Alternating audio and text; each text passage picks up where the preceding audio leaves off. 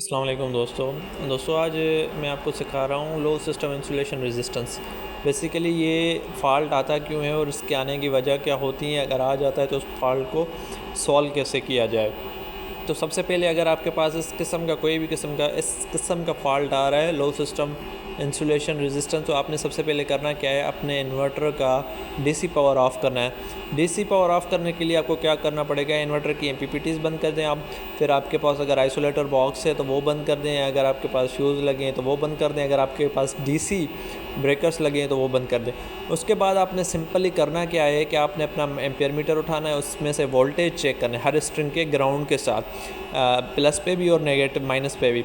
अगर आपकी स्ट्रिंग के वोल्टेज 300 से लेके या 400 से लेके नीचे की तरफ जा रहे हैं, 30 पे 35 पे 21 पे रख रहे हैं, तो इसका मतलब है कि आपकी स्ट्रिंग बहुत सही है। इस तरह फिर आपने नेगेटिव पे भी करना है, फिर प्लस पे करना है, नेगेटिव पे के करना है। सारी स्ट्रिंग्स आपको इस तरह चेक करनी है। उसके बाद आप देखेंगे कि आप जब सारी स्ट्रिंग्स वेरीफाई करेंगे, जिस स्ट्रिंग में फ़ॉल्ट होगा तो उस स्ट्रिंग के वोल्टेज कम नहीं होंगे, वहीं के वहीं रुक जाएंगे। तो इसका मतलब है कि वो स्ट्रिंग आपकी किसी बॉडी के साथ, किसी स्ट्रक्चर के साथ, या उसका MC4 जल गया है या गीला हो गया, तो उसकी वजह से इस किस्म के फ़ॉल्ट आते हैं। अब उस फॉल्ट को हल करने के लिए सिंपली क्या होता है कि 1 बाय 1 चेक किया जाए, हर एक स्ट्रिंग के वोल्टेज चेक किए जाएँ, हर स्ट्रिंग को बंद करके इन्वर्टर सारे स्ट्रिंग्स बंद कर दिए, बस एक 1 बाय 1 ऑन करते जाएँ।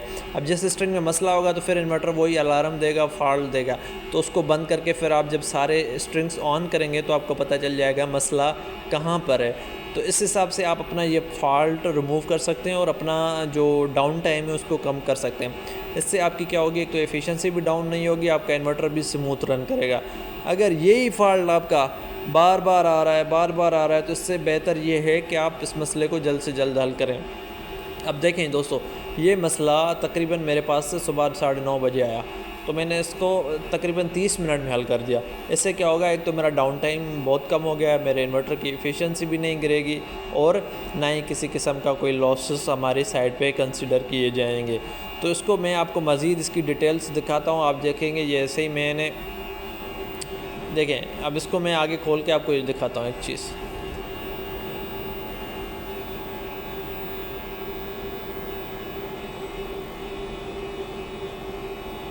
अब देखें दोस्तों, देखें अब ये क्या आ रहा है कि मेरे पास इन्वर्टर नंबर 9 में मसला है। अब इसका फ़ॉल्ट कोड क्या है, 39 है। अब हम इस इन्वर्टर के फ़ॉल्ट रीज़न को देखते हैं। देखो फ़ॉल्ट मैंने आपको क्या बताया, वो ये the insulation resistance to the ground of the PV module lower than the standard value. अब रेजिस्टेंस क्यों लो हो गई, क्योंकि वो कहीं से कट गई है या कहीं से कोई केबल आपकी जल गई है, तो इस वजह से आपके जो इन्वर्टर की एक स्टैंडर्ड रेजिस्टेंस होती है ना, वो उससे कम हो गई। तो इन्वर्टर क्या शो करेगा, फ़ॉल्ट ही शो करेगा, ताकि अपने आप को सेव कर सके। अब आगे चलते हैं, इस इन्वर्टर की मज़ीद क्लेरिफिकेशंस देखते हैं। देखें अब इसमें हमने देखना क्या है, पहले देखें आप कितने किलोवाट इसने जनरेट किए हैं आज और मंथ में कितने दिए हैं, एक्टिव पावर इसका कितना चल रहा है, रिएक्टिव पावर इसका कितना चल रहा है।